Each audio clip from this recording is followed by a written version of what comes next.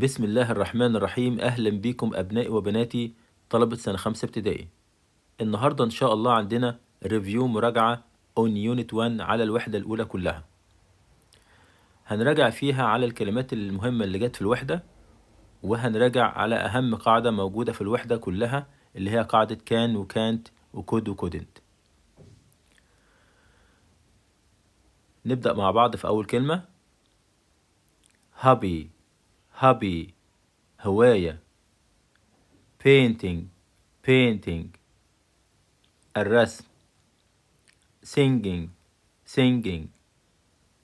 الغناء. skating التزلج. cycling ركوب الدراجات. playing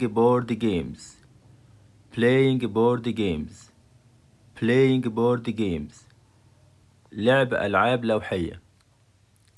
talent موهبة. solving puzzles حل الألغاز. arrangement ترتيب أو تنظيم.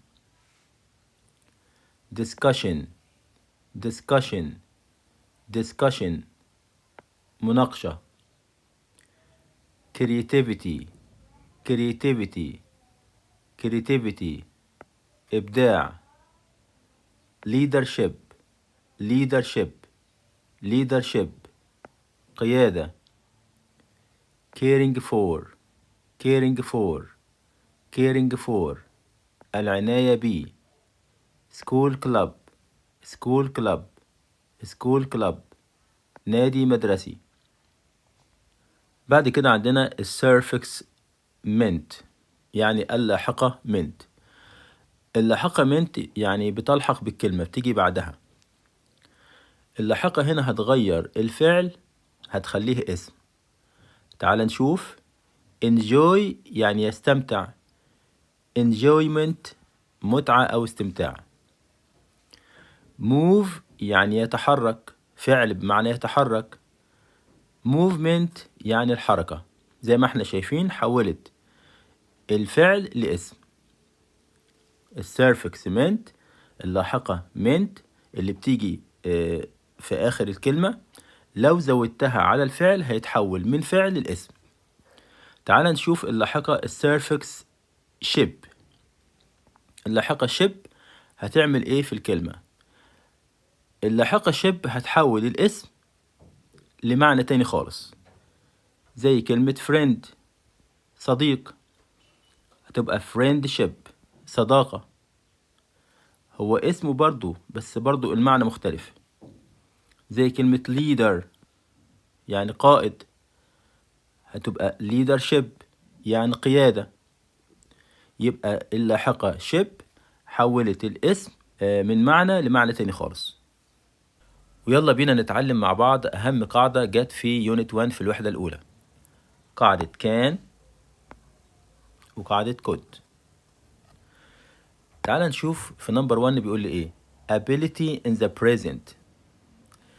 التعبير عن القدرة في المضارع، لما تيجي تعبر عن القدرة في المضارع هتستخدم كان. أقدر أو أستطيع. طب لو أنا عاوز أقول إن أنا ما أقدرش أو لا أستطيع، هستخدم الفعل المنفي بتاعها اللي هو كانت. تعال نشوف الأمثلة. أول حاجة في القاعدة بيقول لي في الجمل المثبتة هتجيب لي subject الفاعل، وراه كان بمعنى يستطيع أو أقدر، وبعد كده أهم حاجة عاوزك تركز عليها بيجي الفعل في المصدر. طيب ده بالنسبة للجملة المثبتة. طب في الجملة المنفية هجيب السبجكت الفاعل، وراه كان نوت أو كانت، وبعد كده برضو الفعل في المصدر. تعال نشوف أمثلة للجمل الخبرية المثبتة والجمل الخبرية المنفية اللي بستخدم فيها كان أو كانت، ونشوف القاعدة. أول مثال بيقول لي she can play the piano، يعني هي تقدر فعلا تعزف على البيانو. يبقى دي جملة استخدمت فيها كلمة كان وجملة مثبتة، ونركز على ان كان جه وراها الفعل في المصدر. طب تعالى نشوف الجملة اللي بعدها اللي قدامها. They can't skate. هما ما يقدروش يتزلجوا. وبرضو جه فيها وراها الفعل في المصدر اهو. ودي جملة طبعا منفية للتعبير عن عدم القدرة في المضارع. يبقى هعبر عن قدرتي في المضارع هستخدم كان. عاوز اعبر عن عدم قدرتي او عدم استطاعتي استخدم can't. والاتنين هجيب وراهم فعل في المصدر. تعال نشوف تاني حاجة عندنا ability in the past. القدرة في الماضي. ازاي اعبر عن قدرتي او استطاعتي لفعل شيء معين في الماضي؟ طبعا هستخدم كلمة could. بس تعال نشوف could بتجيلنا بشكلين او بتجيلنا في جملتين. هبدأ الاول بالجمل الخبرية.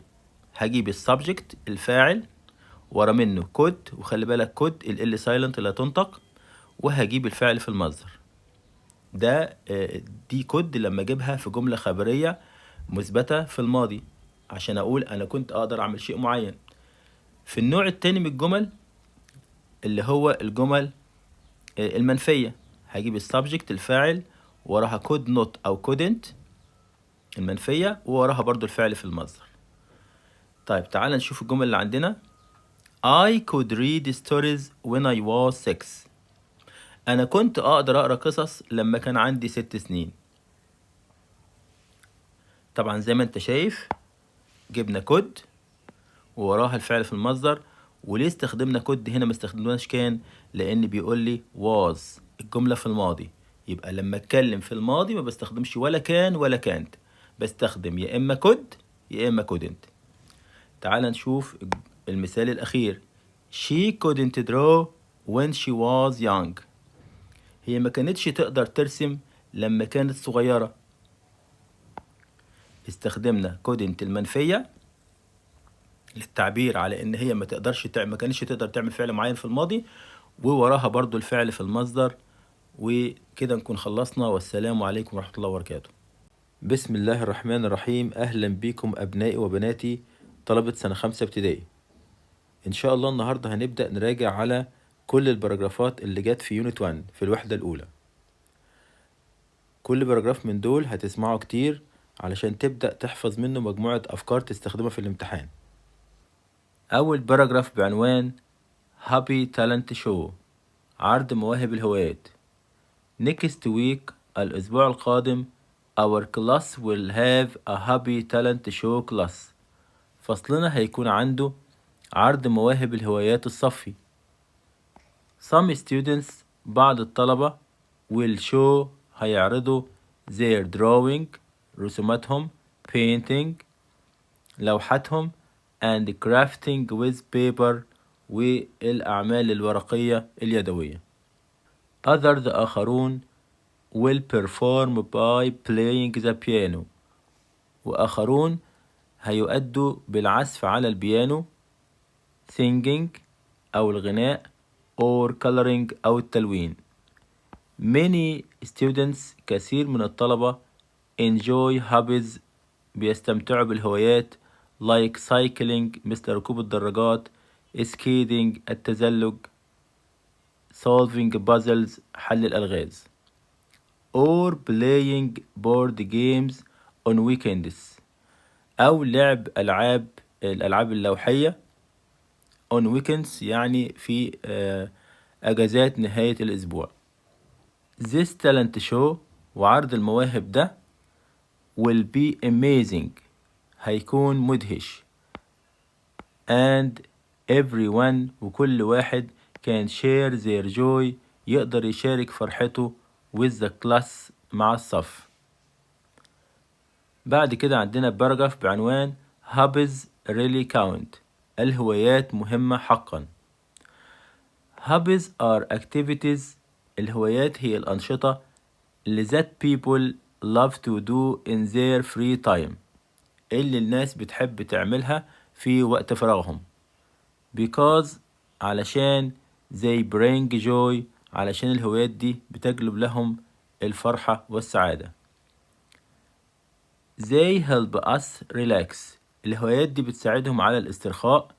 stay healthy ان هم يبقوا بصحة and become creative and energetic ويصبحوا مبدعين وكمان مليئين بالطاقة والنشاط. Hobbies also show how people grow. والهوايات كمان بتبين ازاي الناس بتكبر وبتنمو.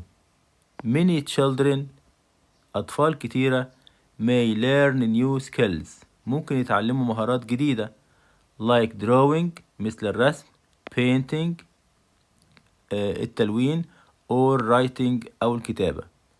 Some hobbies وبعض الهوايات help people spend time outside. في بعض الهوايات بتساعد الناس إن هي تقضي وقت بالخارج such as مثل cycling ركوب الدراجات، skating التزلج، running الجري or fishing أو الصيد. Hobbies make us happier. الهوايات بتخلينا أسعد stronger أقوى and smarter وأذكى. الباراجراف الثالث بعنوان The School Hobby Club نادي الهوايات المدرسي. At our school في مدرستنا a group of students مجموعة من الطلبة decided to start a hobby club قرروا إن هم يبدأوا نادي هوايات. Each student كل طالب shared a special talent شارك بموهبة خاصة ومميزة like painting مثل التلوين أو الرسم، basketball كرة السلة، reading القراءة or gardening أو الزراعة. At first في الأول everyone wanted to meet at the same time يعني كلهم كانوا عاوزين يتقابلوا في نفس الوقت. But after a discussion لكن بعد مناقشة they agreed هم اتفقوا to have each hobby on its own day إن كل هواية هيكون لها يوم خاص. This solution وهذا الحل made the club جعل النادي organized منظم and fun ممتع for everyone للجميع. The hobby club soon became a place full of يعني نادي الهوايات أصبح مكان مليء ب creativity الإبداع، leadership القيادة and enjoyment والاستمتاع. وآخر باراجراف بعنوان Steps to start a hobby خطوات لكي تبدأ هواية. Starting a new hobby is fun and easy. بداية هواية جديدة شيء ممتع وسهل. First في الأول think about what you love. في الأول فكر إيه اللي أنت بتحبه like مثل music الموسيقى، art الرسم or nature أو الطبيعة. Next الشيء التالي get the things you need احصل على الأشياء اللي أنت محتاجها like a small keyboard مثل بيانو صغير or gardening tools أو أدوات زراعة. Then ثم starting practicing your hobby ابدأ في ممارسة هوايتك. And don't try to be perfect immediately متحاولش تكون مثالي حالا. After that وبعد ذلك practice your hobby step by step to see your progress. بعد ذلك مارس هوايتك خطوة بخطوة لكي ترى تقدمك. Finally أخيرا share your joy with others شارك فرحتك مع الآخرين.